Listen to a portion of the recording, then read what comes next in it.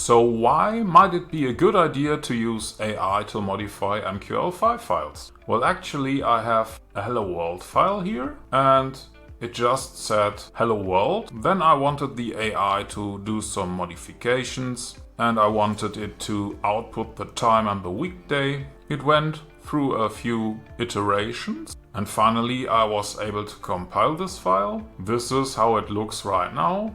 It just shows the current time and the weekday. Now let's go back to our environment and I say something like, please add a blue background.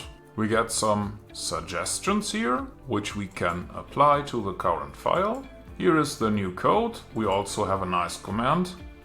Now let's click on compile and here is the result. We have no errors. So let's go back to the strategy tester, restart the test, and this time we have a blue background. Now let's try make the candlesticks yellow. Here is the result. Let's apply it, and when the compilation works, we should now see a blue background and yellow candles.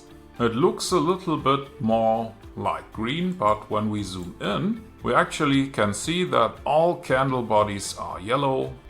Now let's do one more modification and say make bearish candles red. Here we are.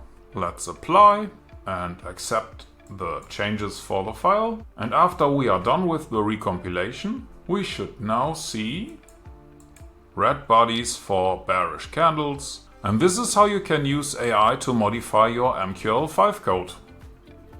Yes, we are going to do it all over again, because after over a decade, everything has changed because AI took over. So now we can use intelligent AI environments to actually modify or even create our code. And that is something that will be part of the premium course. So if you're interested in all that stuff, you might want to get in right now.